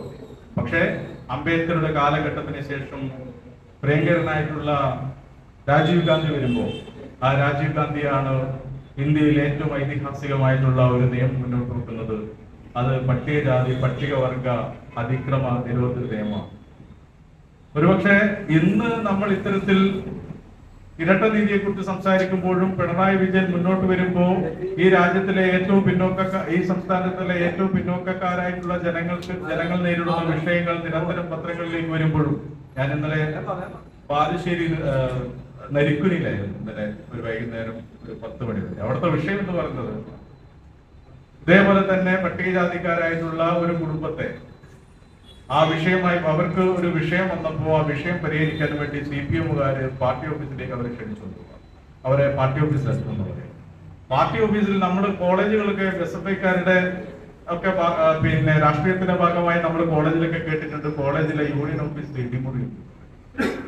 അപ്പോ നരിക്കുനിയിൽ പോകുമ്പോ അവര് പറയുന്നത് അവരൊരു വഴിത്തർക്കം, 2 പട്ടികജാതി വിഭാഗക്കാരായിട്ടുള്ള കുടുംബക്കാർ തമ്മിലുള്ള വഴിത്തർക്കം. അതിൽ ഒരു കുടുംബം CPM-ന്റെ ഭാഗവും ഒരു കുടുംബം നമ്മളോടൊക്കെ സഹകരിച്ചുകൊണ്ടിരിക്കുന്ന കുടുംബം. അപ്പൊ CPM-കാർ ഇവരെ 2 പേരെ വിളിച്ചു ചേർക്കുകയും നമ്മുടെ ഈ വീട്ടുകാരെ ഇടിമുറിയിലേക്ക് കൊണ്ടുപോകുന്ന ഒരു സാഹചര്യം, ഒരു വെളിച്ചമില്ലാത്ത ഇരുളു മൂടിയ ഒരു മുറിയിലേക്ക് കൊണ്ടുപോയി അവരെ ഭീഷണിപ്പെടുത്തുകയും കയ്യേറ്റം ചെയ്യുകയും ചെയ്യുന്ന ഒരു പാർട്ടി ഓഫീസിൽ വെച്ചിട്ടാണ് ഇത് നടക്കുന്നത്. ഞാൻ പറഞ്ഞു വരുന്നത് ഇത്തരത്തിലുള്ള സംഭവങ്ങൾ ഇപ്പോഴും കേരളത്തിൽ നടക്കുമ്പോഴാണ് പ്രിയങ്കരനായിട്ടുള്ള രാജീവ് ഗാന്ധി അദ്ദേഹം കൊണ്ടുവന്നിട്ടുള്ള ഏറ്റവും ഐതിഹാസികമായ നിയമം, ആ നിയമം ഉള്ളത് കൊണ്ട് തന്നെയാണ് ഒരു പക്ഷേ ഈ രാജ്യത്തിലെ ഏറ്റവും പിന്നോക്കക്കാരും സാമൂഹികമായി ബഹിഷ്കൃതരായിട്ടുള്ള ജനങ്ങളും ഇന്ന് പൊതുസമൂഹത്തിന്റെ നേരത്തെ പറഞ്ഞ സനാതന ഇന്ത്യൻ മൂല്യങ്ങളുടെ അടിസ്ഥാനത്തിലുള്ള കയ്യേറ്റങ്ങളിൽ നിന്ന് അതിക്രമങ്ങളിൽ നിന്നൊക്കെ സംരക്ഷിക്കപ്പെടുന്ന ഒരു കവചമായി നമ്മളൊക്കെ പറഞ്ഞിട്ടുണ്ട്. കർണന്റെ കവചകുണ്ടലം എന്ന രീതിയിൽ ഒരു നിയമം ഇന്ത്യയിലേക്ക് പാസ്സാക്കിയെടുക്കുന്നത് പ്രിയങ്കരനായിട്ടുള്ള രാജീവ് ഗാന്ധിയുടെ ഒരു ഇടപെടൽ കൊണ്ടാണ്. അതിനേക്കാൾ വലിയ ഐതിഹാസികമായിട്ടുള്ള ഒരു ഇടപെടൽ രാജീവ് ഗാന്ധി ഇന്ത്യയിൽ നടത്തിയെന്ന് ഞാൻ വിശ്വസിക്കുന്നില്ല. അത് എത്ര വലിയ പുരോഗതിയായിരുന്നു. മഹാത്മാഗാന്ധി പറഞ്ഞിട്ടുണ്ടല്ലോ, ഈ രാജ്യത്തിന്റെ പുരോഗതി എന്ന് പറയുന്നത് ഈ രാജ്യത്തിലെ സാധാരണക്കാരുടെ ജീവിതത്തിൽ ഉണ്ടാക്കിയിട്ടുള്ള മാറ്റത്തെ കുറിച്ചാണ്. ആ മാറ്റം ഏറ്റവും ദരിദ്രനാരായണനായിട്ടുള്ള ആളുടെ ജീവിതത്തിൽ എത്രത്തോളമാണ് മാറ്റം ഉണ്ടാവുന്നതാണ് ആ രാജ്യത്തിന്റെ മാറ്റം. അങ്ങനെ നോക്കുമ്പോൾ ഈ രാജ്യത്തിന്റെ മൂല്യബോധത്തിൽ, ഈ രാജ്യത്തിലെ ജനങ്ങളുടെ സ്വഭാവ സവിശേഷതയിലൊക്കെ ആഴത്തിൽ സ്വാധീനിക്കപ്പെടുന്ന രീതിയിലേക്കുള്ള ഒരു നിയമം ഇന്ത്യക്ക് സംഭാവന ചെയ്യുന്നതിൽ രാജീവ് ഗാന്ധി വിജയിച്ചു എന്നിടത്താണ് രാജീവ് ഗാന്ധിയുടെ ഏറ്റവും വലിയ പ്രസക്തി. ഒരുപക്ഷെ അംബേദ്കറിന് ശേഷം ഇന്ത്യയിൽ അത്തരത്തിൽ ഒരു സാമൂഹിക നവോത്ഥാന നായകന്റെ രൂപത്തിൽ എത്തിച്ചേർക്കേണ്ട ഒരു പേരുകൂടിയാണ് രാജീവ് ഗാന്ധിയുടേത് എന്ന് മാത്രം പറഞ്ഞുകൊള്ളു. ഈ സദസ്സിലും വേദിയിലും ഒക്കെ എത്തിച്ചേർന്നിരിക്കുന്ന ഈ പരിപാടിയിൽ പങ്കെടുക്കുന്ന എല്ലാവരെയും അഭിനന്ദിച്ചുകൊണ്ട് അദ്ദേഹത്തിന്റെ ഓർമ്മകൾ ഒന്നുകൂടെ അയവിറക്കിക്കൊണ്ട് ഈ ചെറിയ ഭാഷണം ഞാൻ അവസാനിപ്പിക്കുന്നു. പ്രതിരോധത്തിന്റെ നമ്മുടെ ജീവൻ രാജ്യരക്ഷയ്ക്ക് വേണ്ട പിന്നെ എല്ലാ സന്നാഹങ്ങളും ഇന്ദിരാഗാന്ധികളുടെ സമയത്ത് ലോകരാഷ്ട്രങ്ങളോട് പറഞ്ഞതാണ്. അമേരിക്ക ഇങ്ങോട്ട് കളിക്കുന്നതൊക്കെ പറഞ്ഞ് അതിനെയൊക്കെ കളിക്കുന്നവരിപ്പോൾ ഒരൊറ്റ പട്ടണം നടത്തി കഴിഞ്ഞാൽ നിങ്ങളെ ശരിപ്പെടുത്തും എന്ന് പറയാൻ തല്ലേടുണ്ടായ പ്രധാനമന്ത്രിയാണ് ശ്രീമതി ഗാന്ധി. ഏതായാലും ഞാൻ ദീർഘിക്കുന്നില്ല. നമ്മുടെ പ്രിയപ്പെട്ട നേതാവിന്റെ ജന്മവാസത്തിൽ ഇത്രയും ആളുകൾ വന്ന് കൂടി നമുക്കൊന്ന് പരസ്പരം കാണാൻ പറ്റിയതിന് ബ്ലോക്ക് കോൺഗ്രസ് കമ്മിറ്റിയുടെ നേതാക്കന്മാർ, പിന്നെ ബ്ലോക്ക് പ്രസിഡന്റിനും അതിന്റെ നേതാക്കന്മാർക്കും മുന്നിലെ നേതാക്കളും പ്രത്യേകാഭിനന്ദനം രേഖപ്പെടുത്തിക്കൊണ്ട് നിർത്തുന്നു. ജയ് ഹിന്ദ്, ജയ് ഭാരത്. 1984 മുതൽ 89 വരെയുള്ള കാലഘട്ടത്തിലാണ് ശ്രീ രാജീവ് ഗാന്ധി ഇന്ത്യൻ പ്രധാനമന്ത്രിയായി ഈ രാജ്യം ഭരിച്ചിട്ടുള്ളത്. ഇവിടെ നേരത്തെ സൂചിപ്പിച്ച മാതിരി ഇന്ത്യയിലെ വിപ്ലവകരമായ ഒരുപാട് മാറ്റങ്ങൾ നമ്മുടെ കീശയിലുള്ള മൊബൈൽ ഫോൺ ഇന്ത്യയിൽ IT വിപ്ലവത്തിന് ഉജ്ജ്വലമായ നേതൃത്വം കൊടുത്ത ഒരു ഭരണാധികാരി എന്ന നിലയ്ക്ക് ഒരു വിരൽത്തുമ്പിൽ ഈ രാജ്യത്തിന്റെ സകലമാന സംവിധാനങ്ങളും നമ്മുടെ മനസ്സിലേക്ക് കയറുവാൻ തക്ക വിധത്തിലുള്ള സംവിധാനങ്ങൾ ഒരുക്കിയിട്ടുള്ള ദക്ഷിണാശാലിയായ പ്രധാനമന്ത്രിയുടെ ആ വിയോഗം ഈ രാജ്യത്ത് കിട്ടുന്ന ശൂന്യത നമുക്ക് വളരെയേറെ പ്രയാസകരമായ രീതിയിലാണ് ഉണ്ടായിട്ടുള്ളത്. ഏറെ പ്രതീക്ഷയോടുകൂടി രാജ്യം നോക്കിക്കൊണ്ടിരിക്കുമ്പോഴാണ് രാജീവ് ഗാന്ധിയുടെ മരണം ഉണ്ടാകുന്നത്. ഇന്ദിരാ പ്രിയദർശിനി ഇന്ത്യയിൽ മരിച്ചു വീണത് ഈ രാജ്യത്തിന്റെ വിഘടനവാദത്തിനും രാഷ്ട്രത്തിന്റെ അഖണ്ഡതയ്ക്കും വേണ്ടിയാണ്. അതുപോലെ തന്നെ ശ്രീലങ്കൻ പോരാളികളുടെ ആവശ്യങ്ങൾക്ക് മുട്ടുമടക്കാതെ ധീരമായി ഈ രാജ്യത്തിന്റെ ഭരണനേതൃത്വം വഹിച്ചുകൊണ്ട് ഈ രാജ്യത്തിന്റെ ഐക്യത്തിന് വേണ്ടിയും അഖണ്ഡതയ്ക്ക് വേണ്ടിയും നേതൃത്വം കൊടുത്ത പ്രധാനമന്ത്രി നിലയ്ക്ക് അതിന് ആ ഭീകരവാദികളുടെ ബോംബിന്, മനുഷ്യ ബോംബിനാൽ അദ്ദേഹത്തിന്റെ ജീവൻ വെടിയേണ്ടി വന്ന ദുഃഖകരമായ സാഹചര്യങ്ങൾ നമ്മുടെ മുമ്പിലുണ്ട്. എനിക്ക് ഓർമ്മയുണ്ട് 1980 കാലഘട്ടങ്ങളിലാണ് രാജീവ് ഗാന്ധി ഇന്ത്യൻ രാഷ്ട്രീയത്തിലേക്ക് വന്നിട്ടുള്ളത്. അന്ന് കർണാടകയിൽ വെച്ച് ഗുണ്ടുറാവുവാണ് അദ്ദേഹത്തെ ഈ രാജ്യത്തിലെ ജനങ്ങൾക്ക് പരിചയപ്പെടുത്തിയ ഭരണാധികാരി, അന്നത്തെ കർണാടക മുഖ്യമന്ത്രി. അന്ന് ബംഗളൂരിലെ പാലസ് ഗ്രൗണ്ടിൽ നടത്തിയ അതിവിപുലമായ സമ്മേളനത്തിൽ, അന്ന് പരിയോടിയിൽ നിന്ന് ഞങ്ങൾ 4 പേരാണ് അന്ന് ആ സമ്മേളനത്തിൽ പങ്കെടുക്കാൻ പോയിട്ടുള്ളത്. ആ സമ്മേളനത്തിലാണ് രാജീവ് ഗാന്ധിയെ ഇന്ത്യൻ നാഷണൽ കോൺഗ്രസിന്റെ പ്രവേശനത്തിലേക്ക്, ഇന്ത്യൻ നാഷണൽ കോൺഗ്രസിലേക്കുള്ള പ്രവേശനം ആർഭാടകരമായി നടത്തിയിട്ടുള്ളത് എന്നത് ഇന്നും ഓർമ്മിക്കുകയാണ്. അദ്ദേഹത്തിന്റെ വിയോഗം നമ്മുടെ രാജ്യത്തിനുണ്ടായിട്ടുള്ള ഈ വിടവ്, പിന്നീട് ഇങ്ങോട്ട് നമ്മൾ നടന്നിട്ടുള്ള ഓരോ കോൺഗ്രസ് ഭരണകാലഘട്ടത്തിലും ഉണ്ടായിട്ടുള്ള വിഷമകരമായ സാഹചര്യങ്ങൾ നമുക്കിപ്പോ ഓർമ്മിച്ചെടുക്കുവാൻ സാധിക്കും. അദ്ദേഹം ഈ രാജ്യത്തെ ജനങ്ങളുടെ പൾസറിഞ്ഞുകൊണ്ട്, മനസ്സറിഞ്ഞുകൊണ്ട് പ്രവർത്തിച്ച ഒരു ഭരണാധികാരി. ആ കാലഘട്ടത്തിലാണ് വിപ്ലവകരമായ ഒരുപാട് ബില്ലുകൾക്ക് ഈ രാജ്യം സാക്ഷ്യം വഹിച്ചിട്ടുള്ളത്. അദ്ദേഹത്തിന്റെ ഓരോ നീക്കങ്ങളും ഇന്ത്യൻ ജനതയ്ക്ക് ഓരോ ദിശാബോധം വളർത്തിക്കൊണ്ട് ജനങ്ങൾ പ്രതീക്ഷയും അതുപോലെ തന്നെ ജനങ്ങൾക്ക് ഒരുപാട് അദ്ദേഹത്തിലുള്ള വിശ്വാസവും അടിക്കടി വർദ്ധിച്ചു വന്ന് ഇന്ത്യൻ നാഷണൽ കോൺഗ്രസിന്റെ ശക്തിയും അതുപോലെ തന്നെ ഇന്ത്യൻ നാഷണൽ കോൺഗ്രസിന്റെ അടിത്തറയും വിപുലപ്പെടുത്തിയെടുക്കുന്നതിൽ അദ്ദേഹം വഹിച്ച പങ്ക് നിസ്തുലമാണ്. അദ്ദേഹത്തിന്റെ മരണം ഇന്ത്യൻ നാഷണൽ കോൺഗ്രസിനെ ഏറെ തകർത്തിയിട്ടുണ്ട്. അതായത് ഞാൻ നേരത്തെ സൂചിപ്പിച്ച മാതിരി ഇന്ദിരാഗാന്ധിയുടെ ആകസ്മികമായ മരണം ഇന്ത്യൻ ജനകോടികളുടെ മനസ്സിൽ എന്നും ഇന്ത്യൻ നാഷണൽ കോൺഗ്രസിന് മറ്റാരുടെയും സഹായമില്ലാതെ, ഒരു താഴെക്കടയിൽ ഒരു ബൂത്ത് കമ്മിറ്റി പോലും ഇല്ലാതെ തന്നെ ഈ രാജ്യത്തിലെ കോൺഗ്രസിന് അധികാരത്തിൽ വരാൻ ഇന്ദിരാഗാന്ധി എന്നുള്ള ഒറ്റ നാമം മാത്രം മതിയായിരുന്നു. അവരുടെ സന്ദർശനം മതി, അവരുടെ ഓരോ ഭാഗത്തുമുള്ള ഇലക്ഷനുമായി ബന്ധപ്പെട്ട അവരുടെ പ്രയാണങ്ങൾ മതി. ഇന്ത്യൻ നാഷണൽ കോൺഗ്രസിന് യാതൊന്നും പേടിക്കാനില്ലാതെ ഈ രാജ്യത്ത് ഭരണം കൈയാളാൻ സാധിക്കുമായിരുന്നു. അതുപോലെ തന്നെയാണ് രാജീവ് ഗാന്ധിയെ നമ്മൾ കണ്ടിട്ടുള്ളത്. അവിടെ നിങ്ങോട്ട് നമ്മുടെ രാജ്യത്തിന്റെ തകർച്ചയാണ്. പല മേഖലകളിലും നമുക്ക് അദ്ദേഹത്തിന്റെ മരണം, അദ്ദേഹത്തിന്റെ ഒരു കെട്ടിപ്പടുക്കുവാനുള്ള, ജനങ്ങളെ മനസ്സെ ഊപ്പിക്കുവാനുള്ള അദ്ദേഹത്തിന്റെ നിശ്ചയദാർഢ്യം അതില്ലാതെ പോയത് കൊണ്ടാണ് ഈ രാജ്യത്ത് ശിഥിലമായ രീതിയിൽ ഈ രാജ്യം മുന്നോട്ട് കൊണ്ടുപോകാനുള്ള ഒരു പ്രധാനപ്പെട്ട കാരണം. പിന്നീട് വന്ന ഓരോ പ്രധാനമന്ത്രിയും നമുക്കറിയാൻ സാധിക്കും ജനഹൃദയങ്ങളിൽ വേരുറപ്പിക്കാൻ പ്രയാസപ്പെട്ടിട്ടുള്ള ആൾക്കാരാണ്. അതുപോലെ നെഹ്റു കുടുംബത്തിൽ നിന്നുള്ള ഒരു രാജീവ് ഗാന്ധിയെ പോലുള്ള ഒരു ആള് കടന്നു വന്നപ്പോൾ നമ്മുടെ ജനങ്ങളുടെ മനസ്സിലുണ്ടായിട്ടുള്ള പ്രതീക്ഷ പോലെ തന്നെ പിന്നീട് ഇങ്ങോട്ട് വന്ന ഓരോ കാലഘട്ടവും നമുക്ക് പരീക്ഷണ കാലഘട്ടങ്ങളാണ്. അതുകൊണ്ട് തന്നെ രാജീവ് ഗാന്ധിയുടെ മരണം ഈ രാജ്യത്ത് ഏൽപ്പിച്ചിട്ടുള്ള ആഘാതം നമുക്ക് വളരെ വലുതാണ്. അവരുടെ അദ്ദേഹത്തിന്റെ കാഴ്ചപ്പാടുകൾ ഞാൻ നേരത്തെ സൂചിപ്പിച്ച പോലെ ഇന്ന് നമ്മുടെ IT വിപ്ലവത്തിന്റെ ഒരു വേൽത്തുമ്പിൽ ഈ ലോകം മുഴുവൻ നമുക്ക് കാണാൻ സാധിക്കുന്ന തരത്തിലേക്ക് വിജയകരമായ രീതിയിൽ വിപ്ലവകരമായ ഒരു മാറ്റത്തിന് തുടക്കം കുറിച്ച രാജീവ് ഗാന്ധി എന്ന ആ ദീർഘവീക്ഷണമുള്ള ഒരു ഭരണാധികാരിയുടെ, ഒരു ഇന്ത്യൻ നാഷണൽ കോൺഗ്രസിന്റെ പ്രസിഡന്റ് എന്ന നിലയ്ക്ക് മുന്നോട്ട് വന്നിട്ടുള്ള അദ്ദേഹത്തിന്റെ വിയോഗം നമ്മുടെ രാജ്യത്തുണ്ടാക്കിയിട്ടുള്ള വേദനകൾ, നമ്മുടെ രാജ്യത്തുണ്ടാക്കിയ ജനങ്ങൾക്കിടയിൽ ഉണ്ടാക്കിയിട്ടുള്ള ഒരുപാട് മുറിപ്പാടുകൾ നമുക്ക് ഇന്നും അനുഭവവേദ്യമാണ്. അതിനുശേഷമുള്ള ഓരോ കാലഘട്ടം നേരത്തെ സൂചിപ്പിച്ച മാതിരി കോൺഗ്രസിന്റെ പരീക്ഷണ കാലഘട്ടങ്ങളാണ്. ആ കാലഘട്ടത്തിലേക്ക് ഇന്ത്യൻ നാഷണൽ കോൺഗ്രസിന്റെ ഇത്തരം ശക്തി ദുർഗങ്ങളായ നേതാക്കന്മാരെ വകവരുത്തിയാൽ മാത്രമേ ഈ രാജ്യത്ത് ഇവിടെ ശിഥിലമാക്കാൻ സാധിക്കുകയുള്ളൂ എന്നല്ല നമ്മുടെ വിദേശ രാജ്യങ്ങൾ, നമുക്ക് ഇന്ത്യക്കെതിരായി പോരാടുന്ന രാജ്യങ്ങൾ പോലും മനസ്സിലാക്കിയത് കൊണ്ടാണ് ഈ രാജ്യത്തെ വേരുറപ്പുള്ള ജനങ്ങളുടെ മനസ്സിൽ കൊണ്ടു നടക്കുന്ന നേതാക്കന്മാരുടെ നമ്മൾ തകർത്തുകൊണ്ട് ഈ രാജ്യത്തെ തകർക്കാമെന്നുള്ള ഒരു പ്രതീക്ഷയായിരുന്നു നമുക്കൊക്കെ ഉണ്ടായിരുന്നത്. എന്നിരുന്നാലും നമ്മുടെ ജനാധിപത്യ ബോധങ്ങളും നമ്മുടെ ജനാധിപത്യ സംവിധാനങ്ങളും ഒക്കെ തന്നെ പരിപാലിച്ചുകൊണ്ട് മുന്നോട്ട് പോകുമ്പോൾ തന്നെ ഈ രാജ്യം ശിഥിലമാകുന്നില്ല എന്നുള്ളതാണ് നമുക്ക് മുമ്പിലുള്ള ഏറ്റവും വലിയ ഒരു കൃത്യം. ഇന്ന് പാകിസ്ഥാനുമായി ഏറ്റുമുട്ടുമ്പോൾ നമുക്കറിയാൻ സാധിക്കും ഓരോ ഭരണാധികാരികളുടെയും ഓരോ കാലഘട്ടത്തിലെ വീഴ്ചകളും അതുപോലെ തന്നെ ഭരണപാഠങ്ങളുമാണ് ഈ രാജ്യത്തിന് നേരിട്ട് തന്നെ ഇവിടെ കൊണ്ടുവന്നിട്ടുള്ളത്.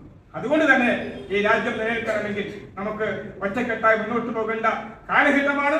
ആ കാലഘട്ടത്തെ ഓർമ്മിച്ചുകൊണ്ടാണ് 34 വർഷക്കാലമായി നമ്മൾ നടന്നു പോയിട്ടുള്ള ഒരു പ്രധാനമന്ത്രിയെ, നമ്മുടെ മനസ്സിൽ ആരാധിക്കുന്ന ഒരു നേതാവിന്റെ വിയോഗം ഇന്ന് നമ്മൾ വീണ്ടും ഓർമ്മിക്കപ്പെടുമ്പോൾ അദ്ദേഹം തുടങ്ങി വെച്ച, അദ്ദേഹം രാജ്യത്ത് സംഭാവന ചെയ്തിട്ടുള്ള ഓരോ പ്രവൃത്തികളും ഓരോ ഭരണപരിഷ്കാരങ്ങളും നമ്മുടെ മുമ്പിലേക്ക് തികട്ടി വരുന്ന ഈ കാലഘട്ടത്തിൽ അദ്ദേഹത്തിന്റെ ജ്വലിക്കുന്ന ഓർമ്മകൾക്ക് മുമ്പിൽ ആദരാഞ്ജലി അർപ്പിച്ചുകൊണ്ട് ഞാൻ വാക്ക് അവസാനിപ്പിക്കുന്നു. ജയ്.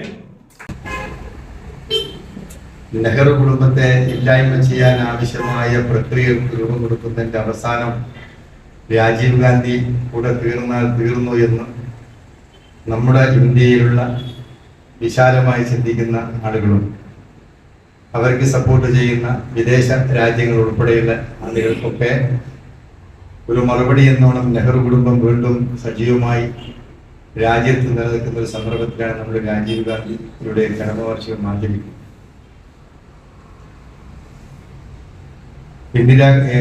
നെഹ്റുവിന്റെ കാലം മുതൽ ഇങ്ങോട്ട് കോൺഗ്രസിനെ കണ്ട ആളുകൾ നമ്മുടെ രാജ്യത്തുണ്ട്, നമ്മുടെ ഈ സംഘടനകൾ ഇപ്പോഴും. ആ കാലഘട്ടം മുതൽ ഇങ്ങോട്ട് മോദിയുടെ ഭരണം വരെയുള്ള കാലഘട്ടത്തിലേക്കാണ് നമ്മൾ നിൽക്കുന്നത്. അത് കണ്ട ആളുകളാണ് ബഹുഭൂരിപക്ഷം. നെഹ്റുവിന്റെ കാലത്തിന് ശേഷം ഇന്ദിരാഗാന്ധി വന്നപ്പോഴും നെഹ്റു വന്നപ്പോഴും ഒക്കെ രാജ്യത്തിന്റെ ഐക്യം ഊട്ടിയുറപ്പിക്കുവാനും രാജ്യത്തിന്റെ വികസനം സംഘടിപ്പിച്ചെടുക്കാനുമാണ് മുന്നോട്ട്. രാജീവ് ഗാന്ധി വളരെയേറെ പ്രയാസം നിലനിൽക്കുന്ന കാലഘട്ടത്തിൽ രാജീവ് ഗാന്ധി ഇന്ത്യയുടെ പ്രധാനമന്ത്രിയായിരുന്നു. അപ്പോൾ ഉണ്ടാകുന്ന വെല്ലുവിളിയൊക്കെ അതിജീവിച്ചുകൊണ്ട് നേരത്തെ കുത്തുകാരനോട് സൂചിപ്പിച്ച പോലുള്ള ശാസ്ത്ര സാങ്കേതിക രംഗം ലോകത്തിന്റെ മുമ്പിൽ ഒരിക്കലും ഇന്ത്യ മുട്ടുമടക്കാൻ പറ്റില്ല എന്നുള്ളതിന്റെ ഒരു ദൃഢനിശ്ചയത്തിന്റെ ഭാഗമായി രാജീവ് ഗാന്ധി ഏറ്റെടുത്തപ്പോഴാണ് നമ്മുടെ ഇന്ത്യയിലുള്ള ലോകത്ത് അമേരിക്ക ഉൾപ്പെടെയുള്ള രാജ്യങ്ങളിൽ ഇന്ത്യക്കാരുടെ ബുദ്ധി കത്തിച്ചുകൊണ്ടാണ് ഈ ശാസ്ത്ര സാങ്കേതിക രംഗവും മറ്റു രംഗങ്ങളൊക്കെ ഇപ്പോഴും കീഴ്പ്പെടുത്തി മുന്നോട്ട് പോകുന്നത്.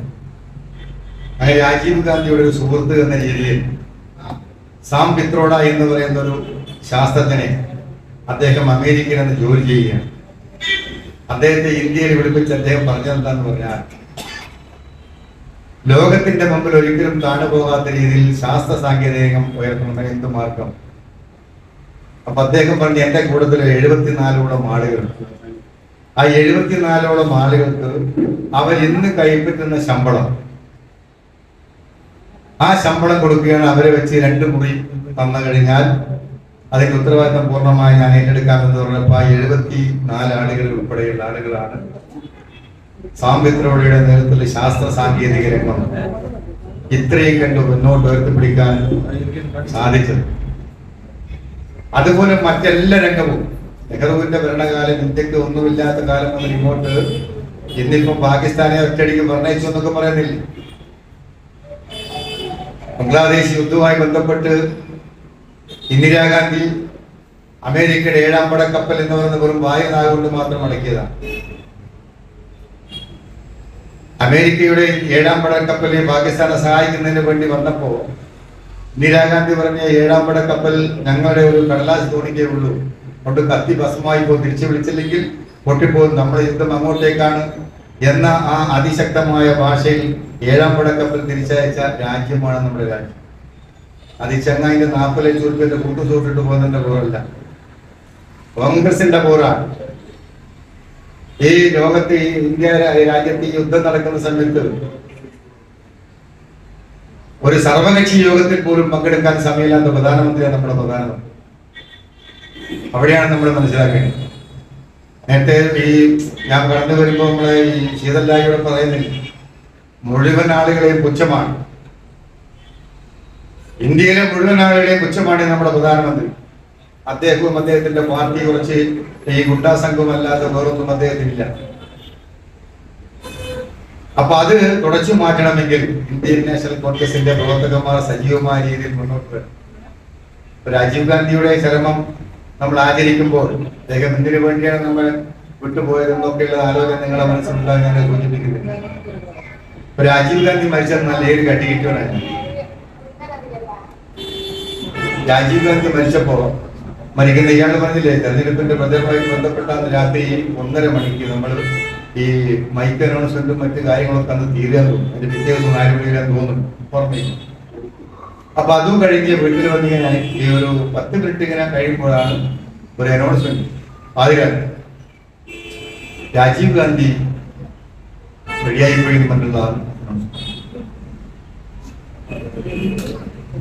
അപ്പൊ ഈ അനൗൺസ്മെന്റ് കേട്ട് ഇങ്ങനെ കുറെ നേരം ഇങ്ങനെ ഇരുന്ന് കുറച്ച് കഴിഞ്ഞ് റോഡ് മുതലെത്തി. എത്ര മണിക്കൂർ കൊടുക്കുന്നില്ല.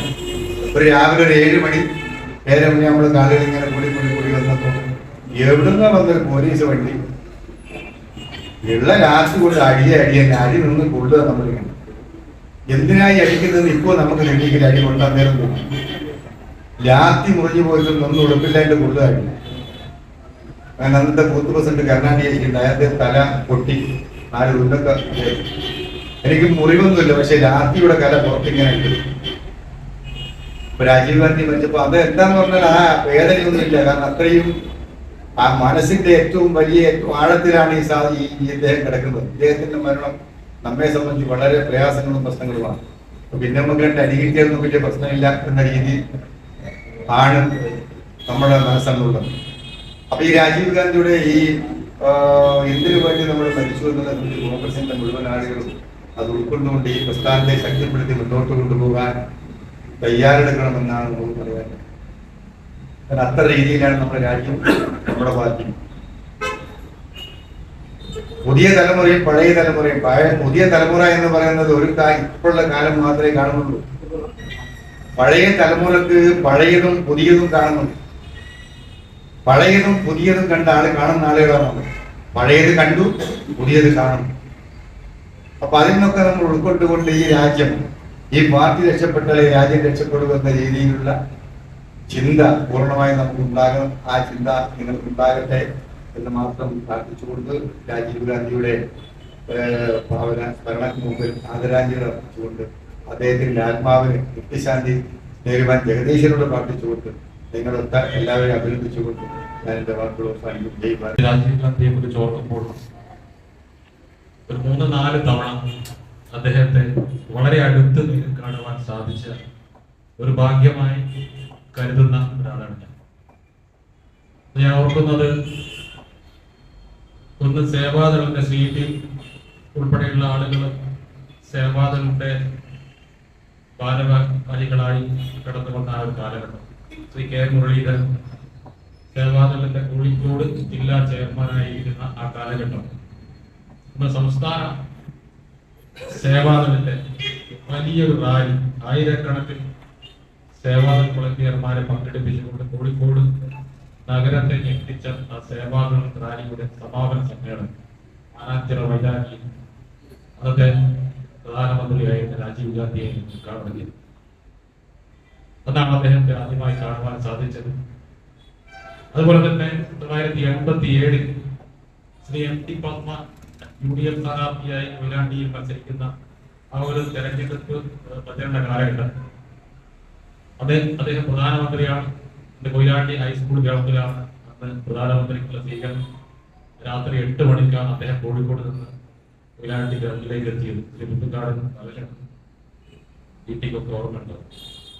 അത് വളരെ ചെറിയ പ്രായത്തിലുള്ള കുട്ടികളായ ഞങ്ങളൊക്കെ തന്നെ അദ്ദേഹത്തിന്റെ സ്റ്റേജിന്റെ അന്ന് ആ ഗ്രൗണ്ടിൽ പ്രധാനമന്ത്രിക്കുള്ള സ്റ്റേജ് ഉണ്ടായിരുന്ന ആ സ്റ്റേജിൽ ആ പരിപാടി കാണുവാൻ വളരെ അടുത്ത് കാണുവാൻ അദ്ദേഹത്തിന് സാധിച്ചിട്ടുണ്ട്. അതുപോലെ തന്നെ പിന്നീട് ഒരു തവണ അദ്ദേഹം 91 മെയ് 21 മരണപ്പെടുന്നതിന്റെ ഒരാഴ്ച മുമ്പ് മെയ് 10-ാം തീയതിയാണ് തെരഞ്ഞെടുപ്പ് പ്രചരണാർത്ഥം കോഴിക്കോട് മാനാഞ്ചിറയിൽ എത്തിച്ചേർന്നത്. നമ്മുടെ ഈ പ്രദേശത്ത് നമ്മുടെ ഈ ഭാഗങ്ങളിലൊക്കെ തന്നെ ആയിരക്കണക്കിന് 100കണക്കിന് ആളുകളാണ് അന്ന് ആ പരിപാടിയിൽ എത്തിച്ചേർന്നത്. കൃത്യം ആ ഒരു 10-ാം തീയതി കൊയിലാണ്ടിയിൽ എത്തിച്ചേർന്ന് കോഴിക്കോട് ആ പരിപാടി ഉദ്ഘാടനം ചെയ്ത് 21-ാം തീയതി ഒരാഴ്ചത്തെ ഇടവേളയിലാണ് അദ്ദേഹം കൊല്ലപ്പെടുന്നത്. അതൊക്കെ തന്നെ ആ ഒരു കാലഘട്ടത്തിൽ വലിയ ദിവസങ്ങളോളം ദുഃഖത്തിലാഴ്ത്തിയ ഒരു വാർത്തയായിരുന്നു. അതേപോലെ ലോക നേതാവിന്റെ പദവിയിലേക്ക് ഉയർന്നു വന്നിരുന്ന ഒരു സാഹചര്യത്തിലാണ് അദ്ദേഹം കൊല ചെയ്യപ്പെട്ടത്. നമുക്കറിയാം ഗൾഫ് യുദ്ധം 19-ാണ് ഇറാഖ് കുവൈറ്റിനെ ആക്രമിക്കുന്ന ഒരു കാലഘട്ടത്തിൽ നമുക്ക് ഓർമ്മയുണ്ട്. അന്ന് രാജീവ് ഗാന്ധിയുടെ റോള് ഒരു ലോക നേതാവിന്റെ തലത്തിലേക്ക് അദ്ദേഹം ഉയർന്നുകൊണ്ട് അദ്ദേഹം ടെഹ്റാനിലേക്ക് സമാധാന ദൗത്യവുമായി പോകുന്ന വാർത്തകൾ നമുക്ക് പത്രങ്ങളിൽ പ്രസിദ്ധീകരിച്ച വാർത്തകൾ നമ്മൾ നോക്കുക. അന്നത്തെ അമേരിക്കൻ പ്രസിഡന്റുമായും റഷ്യൻ പ്രസിഡന്റുമായും ഒക്കെ തന്നെ ഈ വിഷയങ്ങൾ പരിഹരിക്കാൻ ആവശ്യമായ നടപടികൾ അതൊക്കെ തന്നെ അദ്ദേഹത്തിന്റെ ആ ഒരു നേതൃപാഠം അന്ന് ലോകത്തിന് മുമ്പിൽ തെളിയിക്കുവാൻ അദ്ദേഹത്തിന് സാധിക്കും. ഒരു നേതാവിനെ അല്ലെങ്കിൽ ഒരു ഭരണാധികാരിയെ എപ്പോഴും വ്യത്യസ്തരാക്കുന്നത് അദ്ദേഹത്തിന്റെ നിലപാടുകളും അതോടൊപ്പം തന്നെ അദ്ദേഹം ഇരിക്കുന്ന കാലഘട്ടത്തിൽ എന്താണോ സംഭാവന ചെയ്തത് അതിലൂടെയാണ് ഒരു നേതാവിനെ നമ്മളെ വ്യത്യസ്തനാക്കുന്നത്. അത്തരത്തിലുള്ള നേതാവായിരുന്നു ശ്രീ രാജീവ് ഗാന്ധി എന്ന് നമുക്ക് ഒരുപാട് സംഭവങ്ങൾ നേരത്തെ എല്ലാവരും സൂചിപ്പിച്ചതുപോലെ ശാസ്ത്ര സാങ്കേതിക രംഗം. പക്ഷെ അദ്ദേഹം ഈ രാജ്യത്ത് കൊണ്ടുവന്ന വിപ്ലവകരമായ ഒരു മാറ്റമായിരുന്നു. നമുക്കറിയാവുന്ന വളരെ പാവപ്പെട്ട ആളുകൾക്ക് ഉന്നത വിദ്യാഭ്യാസം നേടുവാൻ അല്ലെങ്കിൽ ഇംഗ്ലീഷ് വിദ്യാഭ്യാസത്തിന്റെ സമ്പന്നന്മാരായ ആളുകൾ അതിലേക്ക് കടന്നു പോകുന്ന സാഹചര്യത്തിൽ അദ്ദേഹം നടപ്പിലാക്കിയ ഒരു പദ്ധതിയായിരുന്നു നവോദയ സ്കൂൾ. നമ്മുടെ പ്രദേശത്ത് മണിയൂർ പഞ്ചായത്തിൽ സ്ഥിതി ചെയ്യുന്ന നവോദയ സ്കൂൾ അന്ന് ഇവിടുത്തെ ഇടതുപക്ഷങ്ങളും അതുപോലെ തന്നെ ഇടതുപക്ഷ യുവജന പ്രസ്ഥാനങ്ങളും ഒക്കെ തന്നെ അദ്ദേഹത്തിന് എതിരായിട്ടും ഈ വിദ്യാഭ്യാസ നയത്തിനൊക്കെ രണ്ട് തട്ടിലാക്കുന്ന വിദ്യാഭ്യാസ നയത്തിന് എതിരായിട്ടൊക്കെ നടത്തിയ സമരങ്ങളിൽ ഇന്നും നമ്മൾ ഓർക്കുകയാണ്. അതൊക്കെ തന്നെ ആ വിദ്യാഭ്യാസ സ്ഥാപനങ്ങളൊക്കെ തന്നെ ഈ നാട്ടിൽ ഈ സമൂഹത്തിൽ വളരെ പാവപ്പെട്ട ആളുകളെ മുന്നോട്ട് കൊണ്ടുവരാൻ സാധിച്ചത് നമുക്ക് ഒക്കെ തന്നെ വ്യക്തം. അതുപോലെ തന്നെ നമുക്കറിയാം ഇന്ന് വലിയ കുട്ടിഘോഷിക്കുന്ന ജനകീയ ആസൂത്രണ പ്രസ്ഥാനത്തെ കുറിച്ചൊക്കെ തന്നെ ഇടതുപക്ഷങ്ങളിൽ വാദോദരങ്ങളാണ് സംസാരിക്കുന്ന കാലഘട്ടത്തിൽ നമുക്കറിയാം അദ്ദേഹം നടപ്പിലാക്കിയ പഞ്ചായത്ത് രാജ് നഗരപാലിക അദ്ദേഹം ഇന്ത്യൻ പാർലമെന്റിൽ അവതരിപ്പിക്കുന്ന സമയത്ത് അന്ന് രാജ്യസഭയിൽ ഈ ബില്ല് കൊണ്ടുവന്ന സമയത്ത് അന്ന് എതിർത്ത ആളുകളാണ് ഇടതുപക്ഷം. അന്ന് 3-2 ഭൂരിപക്ഷം വേണ്ടിയിരുന്ന ആ ഭേദഗതി നടപ്പിലാകാതെ അദ്ദേഹം നിരാശനായിരുന്നു. ആ ഒരു ഭരണകാലം നടപ്പിലാക്കേണ്ടിയിരുന്ന ഒരു ബില്ലായിരുന്നു നഗരപാലിക. പക്ഷെ അത് അദ്ദേഹത്തിന്റെ മരണത്തോടുകൂടി വീണ്ടും നരസിംഹറാവു പ്രധാനമന്ത്രി, അതുപോലെ തന്നെ മൻമോഹൻ സിംഗ് ഒക്കെ തന്നെ മന്ത്രിയായിരിക്കുന്ന കാലഘട്ടത്തിലാണ് നടപ്പിലായത്. തീർച്ചയായും അത്തരം ഒട്ടേറെ വലിയ വലിയ മാറ്റങ്ങൾ ഈ രാജ്യത്ത് സംഭാവന ചെയ്ത ഒരു മഹാൻ വ്യക്തിത്വമായിരുന്നു അദ്ദേഹത്തിന്റെ വേർപാടാണ് സത്യത്തിൽ ഇന്ത്യൻ രാഷ്ട്രീയത്തിന്റെ ഗതി മാറ്റിയതെന്ന് നമുക്ക് രാഷ്ട്രീയത്തെ കുറിച്ച് പഠിക്കുന്ന ആളുകൾക്ക് ബോധ്യപ്പെടുമെന്നാണ് സൂചിപ്പിക്കാറ്. തീർച്ചയായും അദ്ദേഹം ഉണ്ടായിരുന്നുവെങ്കിൽ ഇന്ത്യൻ രാഷ്ട്രീയത്തിന്റെ ഗതി ഇതായിരിക്കുമായില്ല എന്നാണ് എന്നെ പോലെയുള്ള ആളുകളുടെ നിരീക്ഷണം. മാത്രം പറഞ്ഞുകൊണ്ട് അദ്ദേഹത്തിന്റെ ജ്വലിക്കുന്ന ഓർമ്മകൾക്ക് മുമ്പിൽ, ഭാവന സ്മരണയ്ക്ക് മുമ്പിൽ ആദരാഞ്ജലികൾ അർപ്പിച്ചുകൊണ്ട് ഞാൻ എന്റെ വാക്കുകൾ അവസാനിപ്പിക്കുന്നു. നമ്മളെ സംബന്ധിച്ചിടത്തോളം എല്ലാവരും തകർന്നു പോയൊരു ദിവസമായിരുന്നു 1991 മെയ് 21. തീർച്ചയായിട്ടും ഇവിടെ പറഞ്ഞിട്ടുള്ള മുഴുവൻ ആൾക്കാരും പറഞ്ഞതുപോലെ തന്നെ ഒരു രാഷ്ട്രശില്പി എന്നുള്ള രീതിയിൽ ഒരു രാഷ്ട്രം എങ്ങനെ പകുത്തെടുക്കണം, അല്ലെങ്കിൽ ആ ഒരു രീതിയിൽ എങ്ങനെ പടുത്തുയർത്തണം എന്നുള്ള വ്യക്തമായിട്ടുള്ള കാഴ്ചപ്പാടോടുകൂടി രാജ്യം ഭരിക്കുകയും അതിലൂടെ തന്നെ നമുക്ക് എല്ലാവർക്കും ഒരു മാതൃകയായിട്ടുള്ള ഒരു പ്രധാനമന്ത്രിയായിരുന്നു നമ്മുടെ രാജീവ്ജി.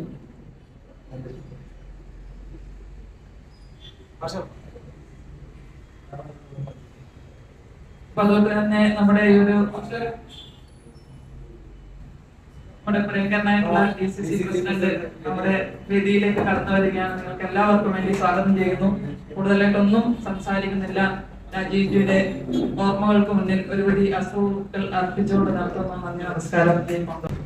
പ്രിയപ്പെട്ട ബ്ലോക്ക് പ്രസിഡന്റ് KT വിനോദൻ, ഈ അനുസ്മരണ പരിപാടി ഉദ്ഘാടനം സംസാരിച്ച വളരെ തിരക്കിനിടയിലും ഇവിടെ എത്തിച്ചേർന്നിട്ടുള്ള ബഹുമാന്യനായ DCC പ്രസിഡന്റ് ശ്രീ പ്രവീൺ കുമാർ അവർ, മറ്റ് ഈ പരിപാടി അനുസ്മരണ പരിപാടി പങ്കെടുത്ത വേദിയിലും സദസ്സിലും ഇരിക്കുന്ന എല്ലാ കോൺഗ്രസിൻ്റെ നേതാക്കന്മാരെയും പ്രവർത്തകരെയും ഈ പരിപാടിയിൽ പങ്കെടുത്തതിന് പ്രത്യേകം ബ്ലോക്ക് കോൺഗ്രസ് കമ്മിറ്റിയുടെ പേരിൽ എൻ്റെ സ്വന്തം പേരിലും നന്ദി അർപ്പിച്ചുകൊണ്ട് നിർത്തുന്നു.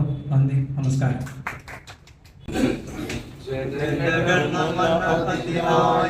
जय हे भारत भाग्य विधाता, पंजाब सिंध गुजरात मराठा द्राविड़ उत्कल गंगा, विंध्य हिमाचल यमुना गंगा उच्चल जलधि तरंगा, तव शुभ नामे जागे, तव शुभ आशीष मागे, गाहे तव जय गाथा, जनगण मंगलदायक जय हे भारत भाग्य विधाता, जय